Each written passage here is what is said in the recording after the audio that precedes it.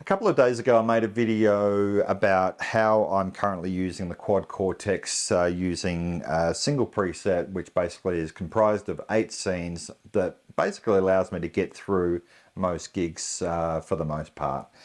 And I kind of reflected after that video and I thought, well, what would I do if I didn't have the luxury of the expression pedal to be able to increase the functionality of the switching?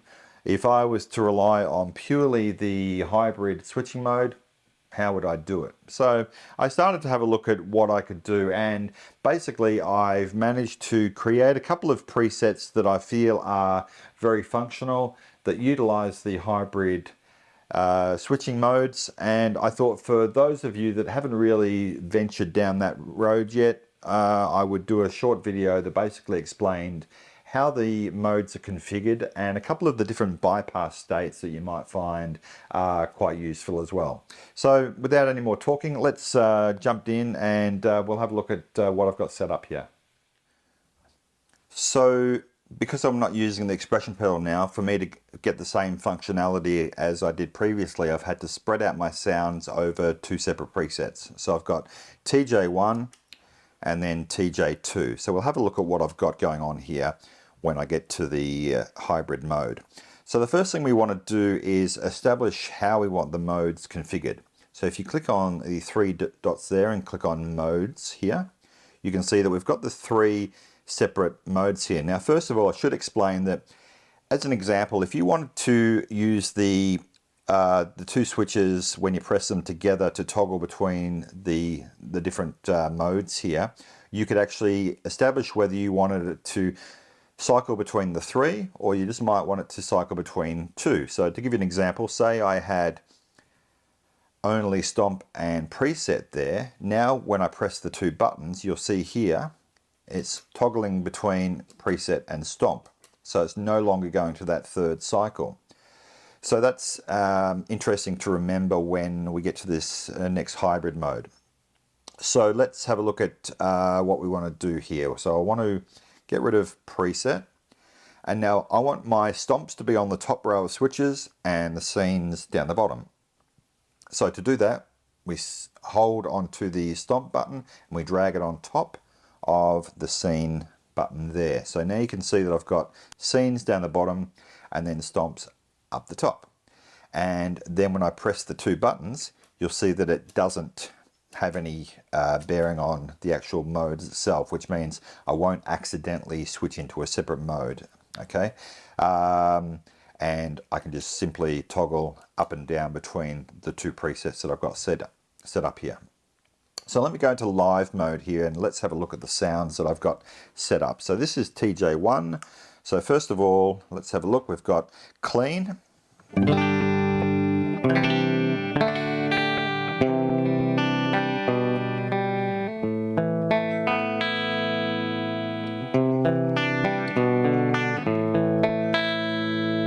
Then we've got drive.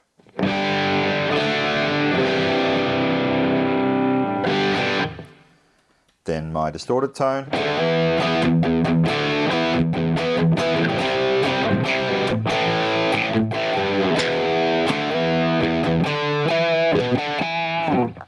And then my lead tone, which means I can basically toggle to my lead tone between any of the scenes here and go straight into a solo.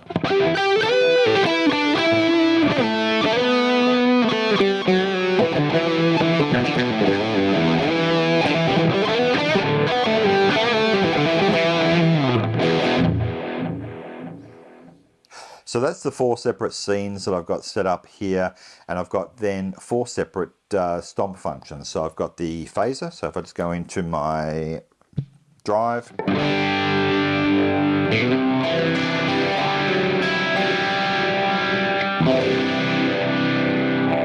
then I've got a pitch shifter,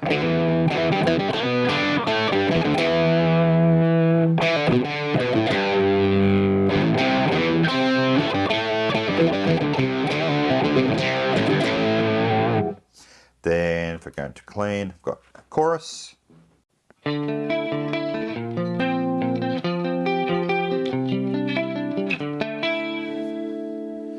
And lastly, I've got the multiple devices, which is basically a gain block and a delay block. And the delay is set to a dotted eighth.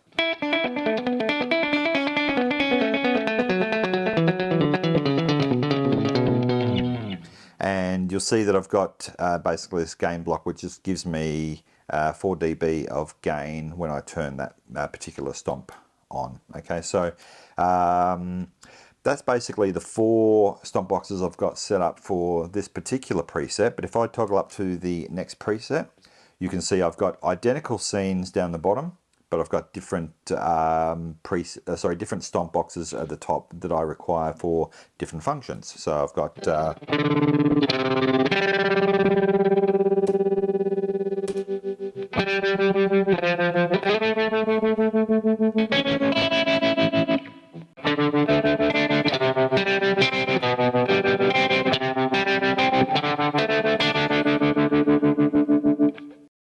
so you can see I've still got the pitch shifter here in this second preset, where realistically I could change that for something like, say, the mini voicer or a flanger, something completely different. I just haven't gotten around to using anything else for that particular stomp box.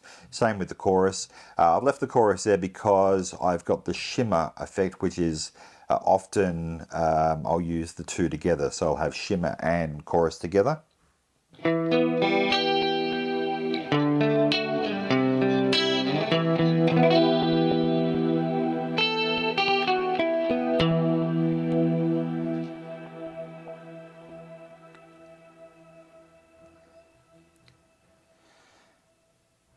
So that's basically what I've got set up here. Now let's have a look at some of the stomp changing behavior. So I'm just going to go back to TJ1 here, and let's have a look at an example of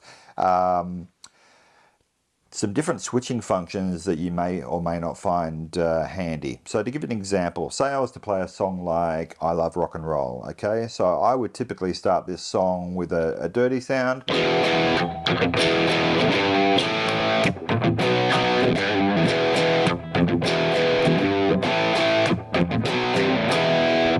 And then it goes into that lead tone. However, when I play this live, I actually have the pitch shifter on. So basically it's playing an octave below as well. Now when I go back into the rhythm, okay, it turns the pitch shifter off by default.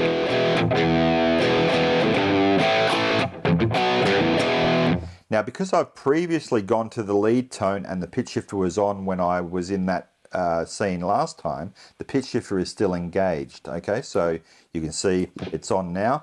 If I turn it off and I jump out and back again, it's off. Okay, so the current scene and stomp behavior I've got set up is so that if I've turned something on, so if I turn all 4 of these on, I jump out of it and go back, you can see all 4 are still currently on. Now you may find that useful, you may not. To give you another scenario of where I use this quite a lot is if I'm in my clean tone and I've got both the delay and the chorus on. Let's say for a song like Shut Up and Dance, okay? So, okay, I'll just set the tempo there.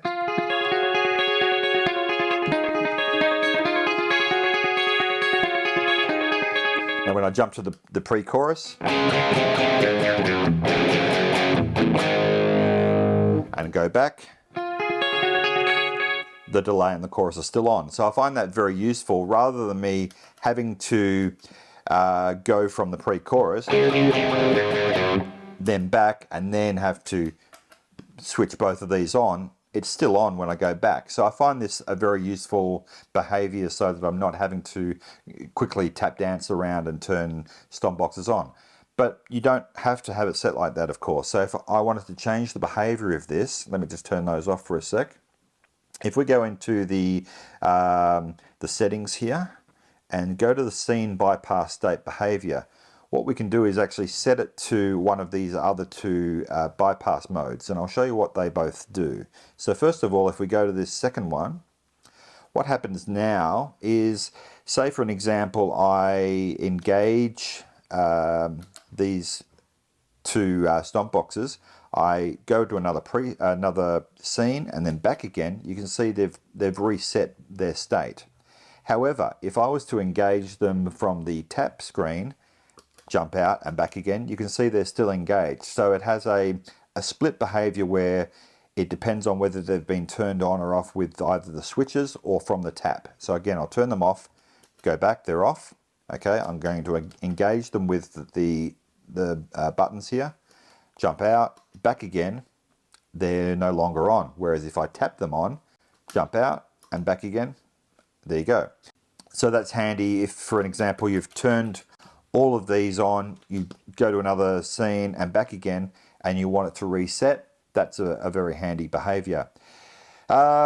So there's also the third mode, which again, let's have a look here. Say, I'll give you a scenario. Say for an example, you wanted to have the chorus on by default in your clean patch. Okay, at the moment it'll be off because it'll reset. But if I wanted it to stay on, okay, I click on chorus and I go into the settings and I select this third one.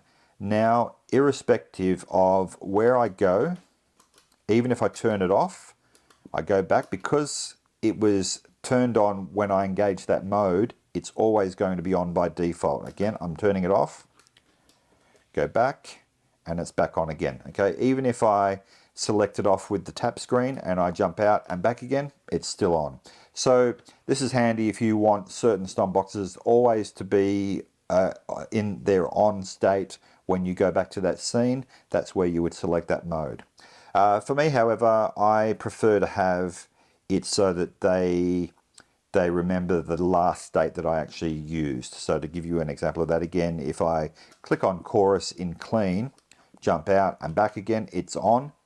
If I turn it off, jump out and back again, it's off now. Okay, so I hope that makes sense in terms of how those different modes work for you. So you can see between those two presets, I've pretty much got all of my sounds covered off. Okay, I've got my three main core tones, which is the clean, the overdrive, and the distorted, as well as a lead channel on both presets. So irrespective of which preset I'm on, I've got all the core tones I need, and it's just a matter of me then really fine-tuning what stomp functions I want between those two. So in that second preset, I'll probably change the extra pitch shifter I've got there to something like the multi-voicer or a flanger, something like that. But I think essentially it gives me everything that I had previously when I was using the expression pedal. I'm going to give this this setup a run for the next few live gigs and see how I go with it. But hopefully the video sort of opens up a few ideas for your own setup and ways that you can maximize the switching of your Quad Cortex.